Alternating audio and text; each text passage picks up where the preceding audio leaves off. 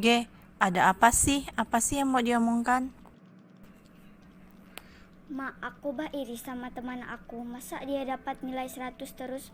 Menurut mama itu dosa ndak sih? Tenang, tenang, sabar. Kenapa harus iri? Mungkin saja dia selalu belajar di rumah sehingga nilainya selalu bagus. Iya sih, tapi kalau aku tetap kecewa dan iri sama dia itu dosa ndak, Ma? Kok bisa, Mak? Ya bisa dong. Coba kamu baca Alkitab dalam Kejadian pasal 4, cerita tentang Kain dan Habel. Ceritain dong, Ma. Aku penasaran.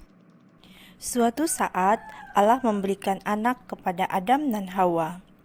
Anak pertama adalah seorang laki-laki, mereka menamainya Kain. Anak berikutnya juga seorang laki-laki, mereka menamainya Habel. Terus apa lagi, Ma? Kain tumbuh menjadi dewasa dan bekerja sebagai seorang petani. Ia berladang, menghasilkan buah-buahan dan sayur-mayur. Sementara itu, Habel menjadi gembala. Ia memelihara banyak domba. Suatu hari, Kain dan Habel ada di ladang bersama-sama. Kain berkata di dalam hati, "Hari ini aku akan membawa persembahan kepada Allah di atas mezbahku." Jadi, Kain membawa hasil kebunnya. Ia meletakkan di atas mezbah dan bakarannya bagi Allah. Habel juga sedang membawa persembahan kepada Allah. Sebentar, biar ku tebak. Pasti Habel membawa hasil ternaknya yang paling gemuk dan bagus. Iya, Gesia, kamu benar sekali. Habel membawa seekor anak domba peliharaannya dan mempersembahkan korbannya kepada Allah di atas mezbahnya. Terus apa hubungannya cerita ini dengan suasana hatiku yang iri sama temanku tadi, mah? Oh, tentu ada dong. Sebentar ya, Mama lanjutkan.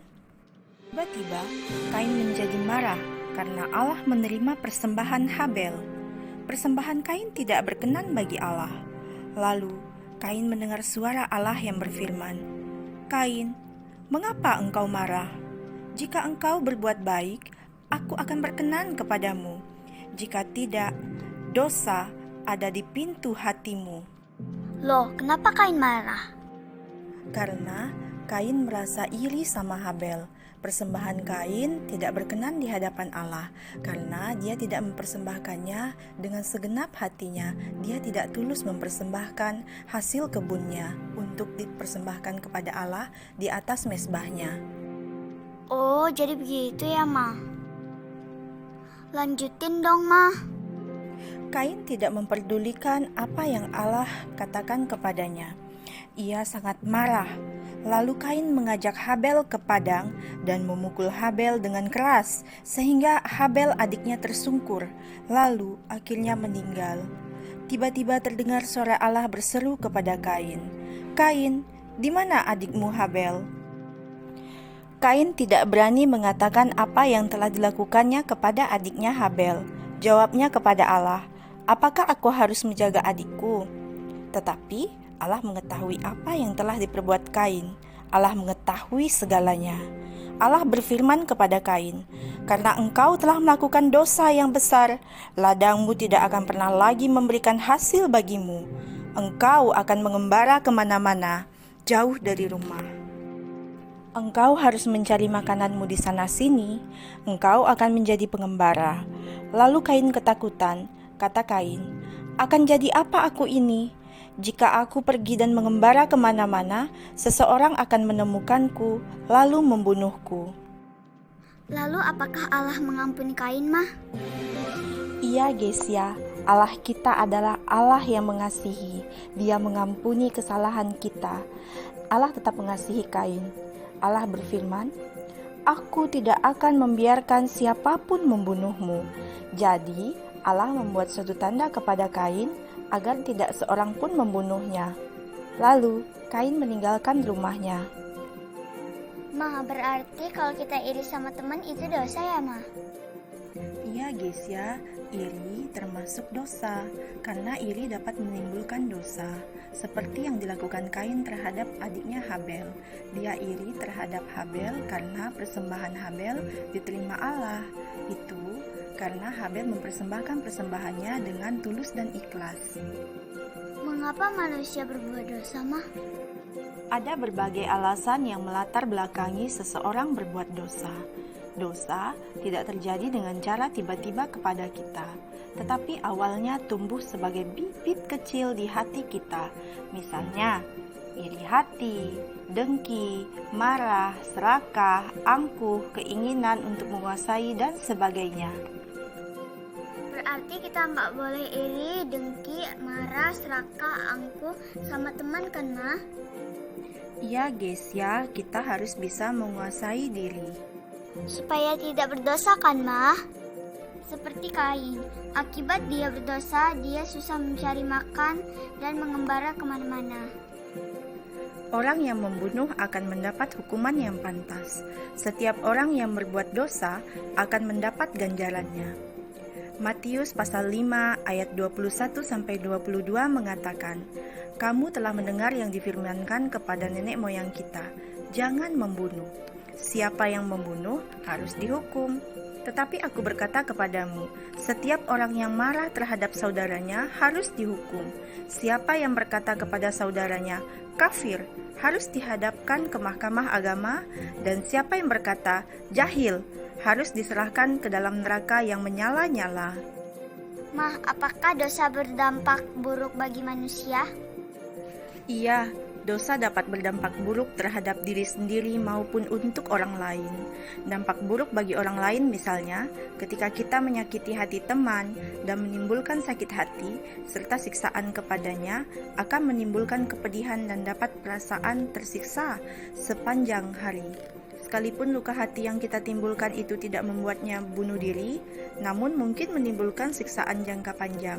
Sedangkan dampak bagi diri kita sendiri adalah dikejar-kejar rasa bersalah, perasaan tidak tenang, cemas, tidak nyaman, dan tidak damai. Dampak yang lebih jauh dari dosa adalah penghukuman yang kekal.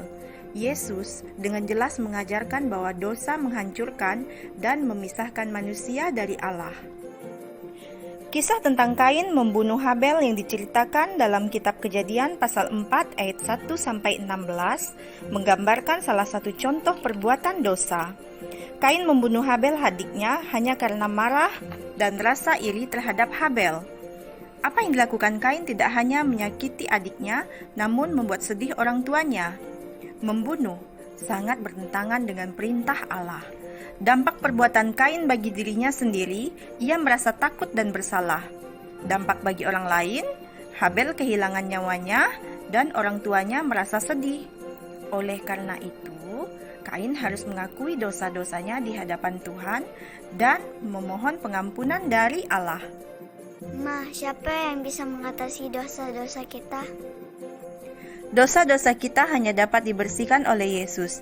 Hanya Yesus, Anak Allah, yang dapat membersihkan kita dari segala dosa. Inilah satu-satunya jalan yang tersedia di muka bumi ini. Tidak ada jalan lainnya. Seperti yang ditulis dalam 1 Yohanes pasal 1 ayat 7-9. Tetapi jika kita hidup di dalam terang sama seperti Dia ada di dalam terang, maka kita beroleh persekutuan seorang dengan yang lain. Dan darah Yesus, anaknya itu, menyucikan kita daripada segala dosa. Jika kita berkata bahwa kita tidak berdosa, maka kita menipu diri kita sendiri, dan kebenaran tidak ada di dalam kita. Jika kita mengaku dosa kita, maka Ia adalah setia dan adil, sehingga Ia mengampuni segala dosa kita dan menyucikan kita dari segala kejahatan. Ma, berarti kalau aku minta ampun kepada Tuhan, aku akan diampuni kan, Ma? Ya guys ya, asalkan kamu tidak mengulangi perbuatan dosa lagi. Berarti aku harus berdoa minta ampun ya, Ma. Terus aku mau bernyanyi, Ma, sebagai tanda wujud permintaan maafku kepada Tuhan Yesus. Mau cinta Yesus selamanya. Ku mau cinta Yesus selamanya.